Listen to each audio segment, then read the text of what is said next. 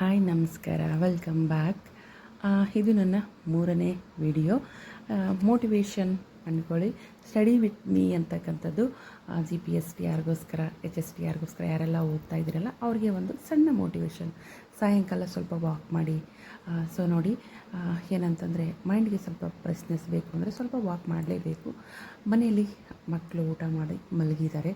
So ಸಮಯ ಈಗ 10:23. ನಾನು ಸ್ಟಡಿ ಮಾಡೋಕ್ಕೆ ಕುಂತಿರುವಂಥ ಸಮಯ ಇದು.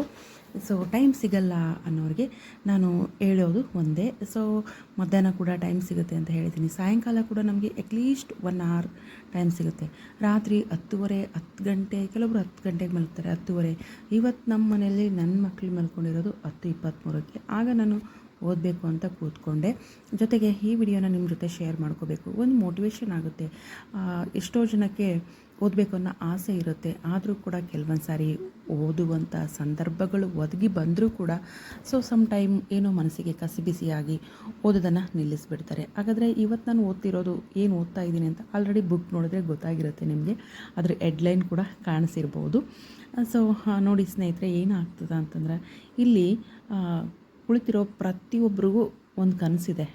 ಅಂದರೆ ಇಲ್ಲಿ ಕುಳಿತಿರೋರು ಅಂದರೆ ಓದಬೇಕು ಅನ್ನೋರಿಗೆ, ಓದಕ್ಕೆ ಕುಳಿತಿರೋರಿಗೂ ಪ್ರತಿಯೊಂದು ಕನಸಿರುತ್ತೆ. ನಾನು ಈಗಾಗಬೇಕು, ಆಗಾಗಬೇಕು ಅಂತ ಕನಸು ಕಾಣ್ತಾ ಇರ್ತೀವಿ. ಒಬ್ಬ ಉತ್ತಮ ಶಿಕ್ಷಕ ಆಗಬೇಕು, ಒಬ್ಬ ಅಧಿಕಾರಿ ಆಗಬೇಕು ಅಂತಂದರೆ ಬರೀ ಕನಸಾಗಿದ್ದರೆ ಅದು ಸಾಕಾಗೋದಿಲ್ಲ. ಕನಸು ನನಸಾಗಬೇಕು ಅಂದರೆ ಸ್ವಲ್ಪ ಶ್ರಮ ಪಡಲೇಬೇಕು. ಶಿಕ್ಷಕರಾಗೋದು ಕೇವಲ ಒಂದು ಉದ್ಯೋಗ ಅಲ್ಲ, ಅಲ್ಲಿ ಸಾವಿರಾರು ಮಕ್ಕಳಿರ್ತಾರೆ. ಆ ಮಕ್ಕಳ ಭವಿಷ್ಯವನ್ನು ರೂಪಿಸುವಂಥ ಒಂದು ಮಹತ್ತರವಾದಂಥ ಜವಾಬ್ದಾರಿ ಶಿಕ್ಷಕರ ಮೇಲೆ ಇರುತ್ತೆ, ಹೌದಲ್ವಾ? ಸೊ ಹಾಗಾಗಿ ಇಂದು ನೀವು ಓದುತ್ತಿರುವ ಪ್ರತಿಯೊಂದು ಪುಟ ಕೂಡ, ಬರೆಯುತ್ತಿರುವ ಪ್ರತಿಯೊಂದು ನೋಟ್ಸ್ ಕೂಡ ಏನಂತಂದರೆ ಅದು ಪರೀಕ್ಷೆಯ ಅಭ್ಯಾಸಕ್ಕೆ ಅನುಗುಣವಾಗಿರಬಾರ್ದು ಅಲ್ವಾ? ನಿಮ್ಮ ಭವಿಷ್ಯಕ್ಕೆ ಅಡಿಪಾಯ ಹಾಕುವಂತಿರಬೇಕು. ಬರೀ ಎಕ್ಸಾಮ್ ಪರ್ಪೋಸು ನಾವು ಓದ್ತಿರ್ಬೇಕಾದ್ರೆ ಅದನ್ನು ನಾವು ಫೀಲ್ ಮಾಡಬೇಕು. ನಾವು ಮಕ್ಕಳಿಗೆ ಹೇಳ್ತಾ ಇದ್ದೀವಿ, ಸೊ ಮಕ್ಕಳು ಆಲಿಸ್ತಾ ಇದ್ದಾರೆ ಪಾಠವನ್ನು ಅನ್ನೋ ಥರ ಫೀಲ್ ಮಾಡಿ. ನೀವು ನಾನೀಗ ಓದ್ತಾ ಇದ್ದೀನಿ ನೋಡಿ, ಸೊ ವಿಡಿಯೋನ ಸ್ಕಿಪ್ ಮಾಡದೆ ನೋಡಿ. ಸೊ ಖಂಡಿತ ನಿಮ್ಗೆ ಏನಂದರೆ ವಿಡಿಯೋ ಇಷ್ಟ ಆಗುತ್ತೆ. ಇಷ್ಟ ಆದರೆ ದಯವಿಟ್ಟು ಒಂದು ಲೈಕ್ ಮಾಡಿ. ನಿಮಗೆ ಏನೇ ಡೌಟ್ಸ್ ಇದ್ದರೂ ಕೂಡ ನನಗೆ ಕಮೆಂಟ್ ಸೆಕ್ಷನಲ್ಲಿ ಕಮೆಂಟ್ ಮಾಡಿ. ನಾನು ನಿಮಗೆ ಖಂಡಿತ ನೋಡಿದ ತಕ್ಷಣ ಆನ್ಸರ್ ಮಾಡಿರ್ತೀನಿ. ಜೊತೆಗೆ ಯಾವ ರೀತಿ ಓದಬೇಕು, ಹೇಗೆ ಓದಬೇಕು, ಯಾವ ಬುಕ್ಸ್ಗಳನ್ನು ರೆಫರ್ ಮಾಡಬೇಕು ಅಂತ ಕೇಳಿದ್ರು ಕೂಡ ಕಮೆಂಟಲ್ಲಿ ನಾನು ನಿಮಗೆ ತಿಳಿಸ್ತೀನಿ. ಆದರೆ ನಾವು ಓದುವಂಥ ವಿಷಯ ಏನಾಗಬೇಕು ಅಂತಂದರೆ ಬರೀ ಪರೀಕ್ಷೆಯ ದೃಷ್ಟಿಯಿಂದ ಆಗಬಾರ್ದು.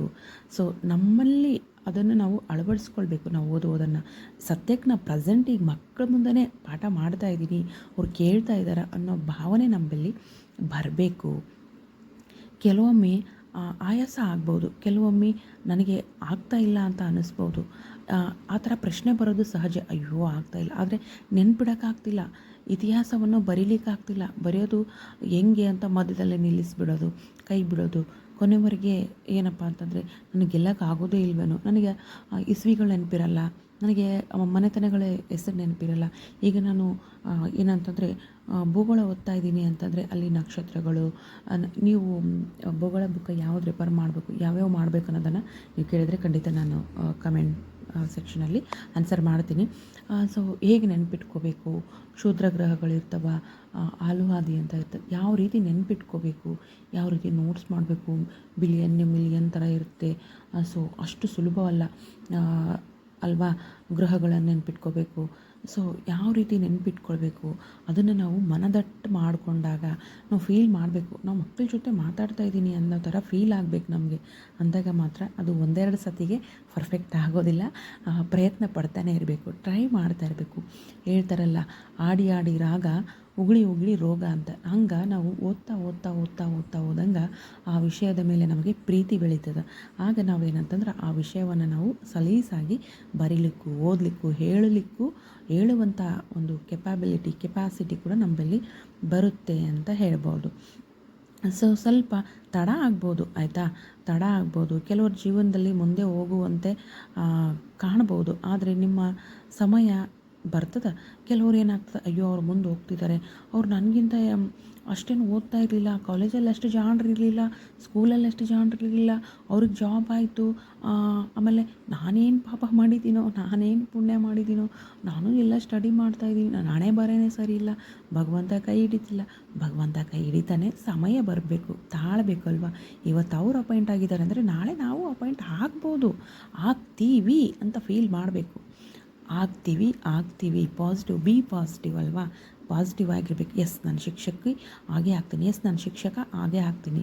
ಬಹುತ್ ಗಂಡು ಮಕ್ಕಳು ಆಗಿರ್ಬೋದು, ಹೆಣ್ಮಕ್ಳಿಗೂ ಆಗಿರ್ಬೋದು.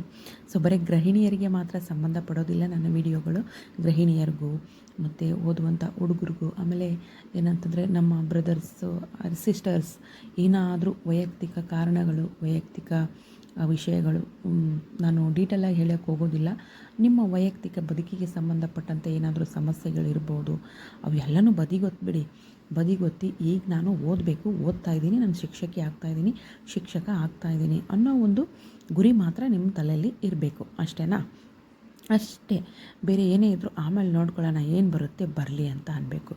ಸಮಯಕ್ಕೋಸ್ಕರ ಕಾಯ್ತಾ ಕೂತ್ಕೋಬಾರ್ದು. ಆ ಸಮಯಕ್ಕೆ ನಾವು ಹತ್ರ ಹೋಗಬೇಕು, ಮುಂದೆ ಓಡಬೇಕು ಅಂದರೆ ಓದಬೇಕು. ನಮಗೂ ಸಮಯ ಬರುತ್ತೆ, ಸ್ವಲ್ಪ ತಡ ಆಗ್ಬೋದು, ಆದರೆ ಶಾಶ್ವತವಾಗಿ ಒಂದು ನಮಗೂ ಕೂಡ ಸಮಯ ಅಂತ ಬಂದೇ ಬರುತ್ತೆ, ಒಳ್ಳೆಯದಾಗ್ತದೆ ಅಂತಕ್ಕಂಥದ್ದು. ಒಂದು ದಿನ ನೀವು ಶಿಕ್ಷಕರಾಗ್ತೀರಿ, ಶಾಲೆ ಬಾಗಿಲು ತಟ್ಟುವಂಥ ಸಮಯ ನಮಗೂ ಬಂದೇ ಬರುತ್ತೆ. ನಿಮ್ಮ ಹೆಸರು ಮುಂದೆ ಸರ್ ಅಥವಾ ಮೇಡಮ್ ಎಂಬ ಗೌರವ ಬರುತ್ತಾ ಅಂತ ಆ ದಿನ ಸಂತೋಷಕ್ಕಾಗಿ ಇಂದಿನ ಒಂದು ಕಷ್ಟವನ್ನೆಲ್ಲ ಸ್ವೀಕಾರ ಮಾಡ್ಕೋಬೇಕು, ಫೀಲ್ ಮಾಡಬೇಕು. ನನಗೆ ಸಾವಿರಾರು ಮಕ್ಕಳು ಸರ್ ಅಂತ ಇದ್ದಾರೆ, ಮೇಡಮ್ ಅಂತ ಇದ್ದಾರೆ. ನೋಡಿ, ಎಲ್ಲ ಹುದ್ದೆಗಳಿಗಿಂತಲೂ ಶ್ರೇಷ್ಠವಾದಂಥ ಹುದ್ದೆ ಯಾವುದು ಅಂತಂದರೆ ಶಿಕ್ಷಕರಾಗೋದು ಅಲ್ವಾ.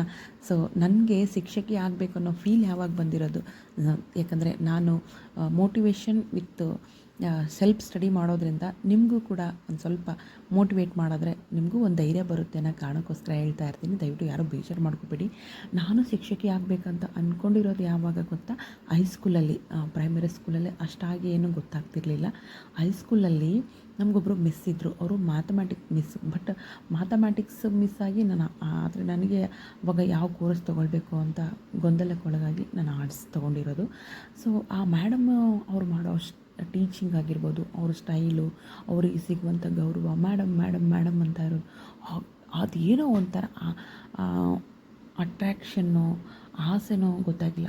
ಆಗಲೇ ಶಿಕ್ಷಕಿ ಆಗಬೇಕು ಅಂತ ಅಂದ್ಕೊಂಡೆ. ಅಂತ ಮುಂದೆ ಸಾಗ್ತಾ ಹೋದೆ. ಅಂತೂ ಇಂತೂ ನಾವು BEd ಮಾಡಿದ್ದೀವಿ ಅಂದರೆ ನಾವು ಅರ್ಧ ಶಿಕ್ಷಕರು.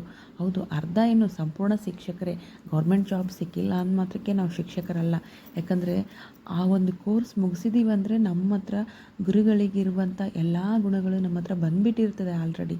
ಮಕ್ಕಳನ್ನು ನೋಡ್ಕೊಳ್ಳೋ ಅಂಥ, ಮಕ್ಕಳನ್ನು ಹೇಗೆ ಪ್ರೋತ್ಸಾಹಿಸಬೇಕು, ಅವ್ರಿಗೆ ಹೇಗೆ ಹೇಳಬೇಕು, ಮಾಡಬೇಕು ಅನ್ನೋದು ನಾವು BEd ಮುಗಿಸಿದ್ದೀವಿ, DEd ಮುಗಿಸಿದ್ದೀವಿ, TCH ಮುಗಿಸಿದ್ದೀವಿ ಅಂದರೆ ಆಗಲೇ ನಾವು ಶಿಕ್ಷಕರು.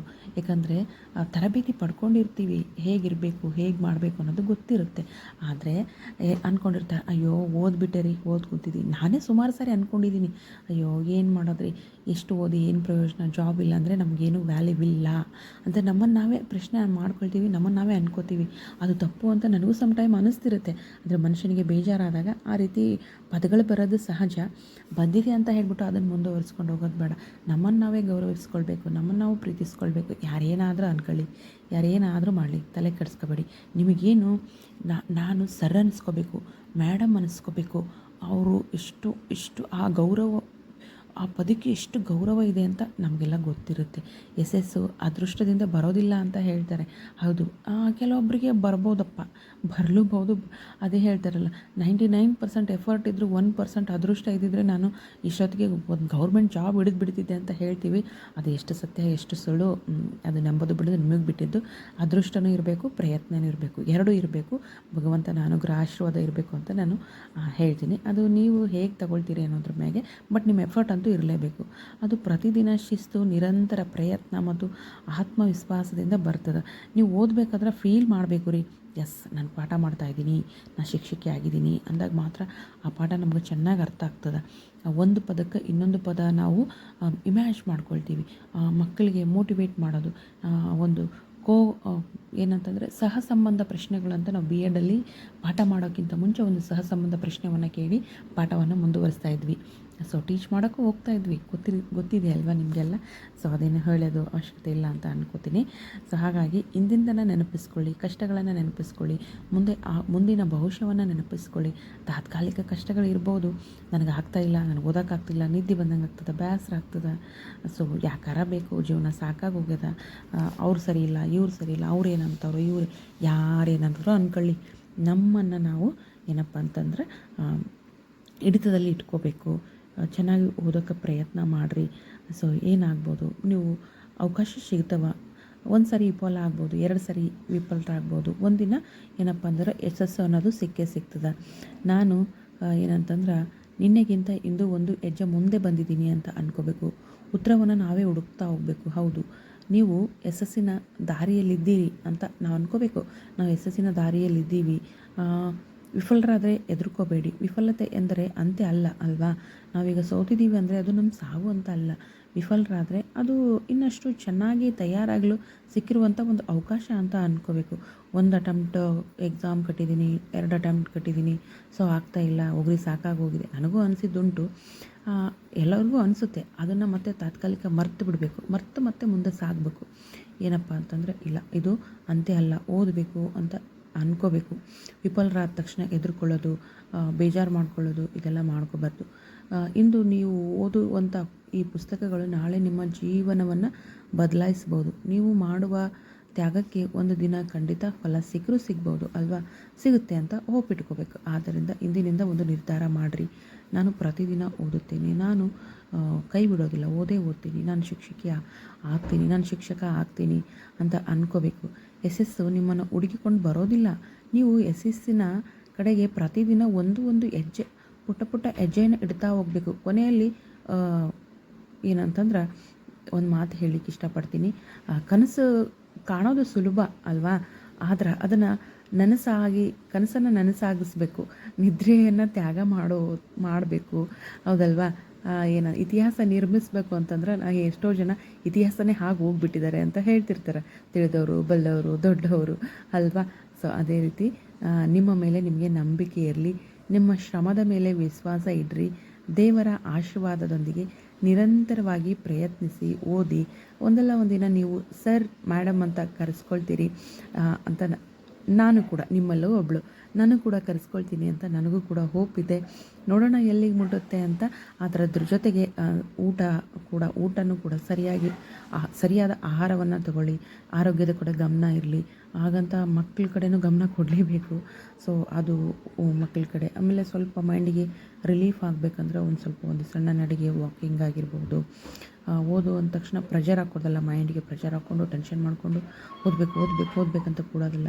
ಆ್ಯಸ್ ಇಟ್ ಈಸ್ ಎಲ್ಲ ಕೆಲಸಗಳನ್ನು ಮುಗಿಸ್ಕೊಂಡು, ಕೆಲಸ ಮುಗಿದ ನಂತರ ಫ್ರೀಯಾಗಿ, ಕೂಲಾಗಿ, ಆರಾಮಾಗಿ ಕೆಲಸ ಮಾಡ್ತಾ ಸೊ ಒಂದು ಸ್ವಲ್ಪ ರಿಲ್ಯಾಕ್ಸ್ ಮಾಡಿಸ್ಬೇಕು ಅಂದರೆ ಒಂದು 15 ನಿಮಿಷ ರೆಸ್ಟ್ ಕೂಡ ಮಾಡಿ ಮಲ್ಕೊಳ್ಳಿ. ಫ್ರೆಶ್ ಅಪ್ ಆಗಿ ಏನಂದರೆ ಟೀ ಕಾಫಿ ಕುಡಿಯೋ ಅಭ್ಯಾಸ ಇದ್ದರೆ ಸ್ವಲ್ಪ ಕುಡೀರಿ, ತೀರಾ ಬಿಡೋಕ್ಕೂ ಆಗೋದಿಲ್ಲ. ಸೊ ಇಲ್ಲ ಏನಾದರೂ ಯಾರ ಜೊತೆ, ತಂದೆ ತಾಯಿ, ಅಣ್ಣ ತಮ್ಮ, ಯಾರ ಜೊತೆ ನಿಮ್ಗೆ ಯಾರಾದರೂ ಒಬ್ಬರ ಜೊತೆ ಮಾತಾಡಿದ್ರೆ ಖುಷಿ ಸಿಗುತ್ತೆ. ಒಂದು 5 ನಿಮಿಷ 6 ನಿಮಿಷ ಮಧ್ಯದಲ್ಲಿ ಓದುವಾಗ ಬೇಸರ ಅನಿಸಿದ್ರೆ ಅಂಥವ್ರ ಜೊತೆ ಮಾತಾಡಿ. ನಾನು ನನ್ನ ತಾಯಿ ಜೊತೆ ಹೆಚ್ಚಾಗಿ ಮಾತಾಡೋದು. ಸೊ ನಿಮಗೆ ಅಕ್ಕ, ತಂಗಿ, ತಾಯಿ ಈ ಥರ ಮಾತಾಡ್ಬೋದು. ಇಲ್ಲ ಏನಂತಂದರೆ ಆಗಲ್ಲ ಅಂತಂದರೆ ಒಂದು 5 ನಿಮಿಷ ಧ್ಯಾನ ಮಾಡಿ. ಹೀಗೆ ಒಟ್ಟಿನಲ್ಲಿ ನಾವು ಓದಬೇಕಂದ್ರೆ ಏನಾದರೂ ಒಂದು ಹವ್ಯಾಸವನ್ನು ಬೆಳೆಸ್ಕೊಂಡು ಓದೋಕ್ಕೆ ಪ್ರಯತ್ನ ಪಡಿ. ಎಲ್ಲ ಒಳ್ಳೆಯದಾಗುತ್ತೆ ಅಂತ ನಾನು ಅನ್ಕೋತೀನಿ. ನಿಮಗೇನಾದರೂ ಡೌಟ್ಸ್ಗಳಿದ್ರೆ ಕಮೆಂಟ್ ಸೆಕ್ಷನಲ್ಲಿ ಕಮೆಂಟ್ ಮಾಡಿ. ಆ್ಯಕ್ಚುಲಿ ಇದು ನಾನು ನೈಟ್ ಈ ವಿಡಿಯೋಗೆ ವಾಯ್ಸ್ ಕೊಟ್ಟಿರೋದು ಕೂಡ, ವಿಡಿಯೋ ಮಾಡಿರೋದು ಕೂಡ, ಹಾಗಾಗಿ ಸ್ವಲ್ಪ ಡಿಸ್ಟರ್ಬೆನ್ಸ್ ಇರ್ಬೋದು, ದಯವಿಟ್ಟು ಕ್ಷಮೆ ಇರಲಿ. ಮತ್ತು ಮುಂದಿನ ವಿಡಿಯೋದಲ್ಲಿ ಭೇಟಿಯಾಗೋಣ. ಏನಾದರೂ ಇದ್ದರೆ ಯಾವ ಪುಸ್ತಕಗಳು ಏನು ಎತ್ತ ಅಂತ ನಿಮಗೆ ಕೇಳಬೇಕು ಅನಿಸಿದ್ರೆ ಕಮೆಂಟ್ ಬಾಕ್ಸಲ್ಲಿ ಕಮೆಂಟ್ ಮಾಡಿ. ಸೊ ನಾನು ನಿಮ್ಮ ಕಮೆಂಟ್ಗೆ ರಿಪ್ಲೈ ಮಾಡ್ತೀನಿ ಅಂತ ಹೇಳ್ತಾ, ನಾನು ಹೇಳಿದ್ರಲ್ಲಿ ಏನಾದರೂ ತಪ್ಪುಗಳಾಗಿದ್ದರೆ ದಯವಿಟ್ಟು ಕ್ಷಮೆ ಇರಲಿ. ಯಾವುದೇ ಕಾರಣಕ್ಕೂ ಓಪ್ಸನ್ನು ಕಳ್ಕೊಬೇಡಿ. ನಿರಂತರವಾಗಿ ಅಭ್ಯಾಸ ಮಾಡಿ, ಎಲ್ಲ ಒಳ್ಳೆಯದಾಗುತ್ತೆ. ಏನಂತಂದರೆ ಭಗವಂತ ಕಷ್ಟಗಳನ್ನು ಕೊಟ್ಟರೆ ಸಾಲಾಗಿ ಕೊಡ್ತಾನಂತೆ. ಹಾಗೆ ಒಳ್ಳೇದು ಹೋದರೆ ಹಾಗೆ ಸಾಲು ಸಾಲಾಗಿ ಕೊಡ್ತಾನಂತೆ, ಯಾವತ್ತು ತೊಗೊಳ್ಳಿ ಯಾವತ್ತು ಬಿಡಲಿ ಅನ್ನೋ ಥರ. ಸೊ ನಮ್ಮೆಲ್ಲರ ಜೀವನದಲ್ಲಿ ಕೂಡ ಅಂಥದ್ದೊಂದು ಸುದಿನ ಬರಲಿ ಅಂತ ನಾನು ಕೂಡ ಹಾರೈಸ್ತೀನಿ. ಸೊ ನೀವು ಕೂಡ ಸ್ಟಡಿ ಮಾಡಿ. ನಾನು ಆ್ಯಕ್ಚುಲಿ 10:30 11:30 ತನಕ ಮಾತ್ರ ಸ್ಟಡಿ ಮಾಡಿರೋದು, 1 hour ಅಷ್ಟೇ. ಇದು ಅಷ್ಟನ್ನು ವಿಡಿಯೋ ಮಾಡೋಕ್ಕಾಗಲ್ವಲ್ಲ, ಹಾಗಾಗಿ ಒಂದು 15 ನಿಮಿಷ ಮಾತ್ರ ವಿಡಿಯೋ ಮಾಡಿ ನಿಮಗೆ ಒಂದು ಮೋಟಿವೇಶನ್ ಇರಲಿ ಅಂತ ಮಾಡಿರೋದು. ಸೊ ನೋಡಿ, ನೈಟ್ ಆಗಿದೆ, ನಾಯಿ ಎಲ್ಲ ಹೊರಗಡೆ ಬೊಗಳ್ತಾ ಇದೆ. ಓಕೆನಾ, ಥ್ಯಾಂಕ್ ಯು ಸೊ ಮಚ್. ಮತ್ತು ಮುಂದಿನ ವಿಡಿಯೋದಲ್ಲಿ ಸಿಗೋಣ. ಏನಾದರೂ ಡೌಟ್ಸ್ ಇದ್ದರೆ ಕಮೆಂಟ್ ಸೆಕ್ಷನಲ್ಲಿ ಕಮೆಂಟ್ ಮಾಡಿ. ಧನ್ಯವಾದಗಳು. ದಯವಿಟ್ಟು ವಿಡಿಯೋಗೆ ಲೈಕ್ ಮಾಡಿ, ಸಪೋರ್ಟ್ ಮಾಡಿ, ಸಬ್ಸ್ಕ್ರೈಬ್ ಮಾಡ್ಕೊಳ್ಳಿ. Thank you so much. Good night.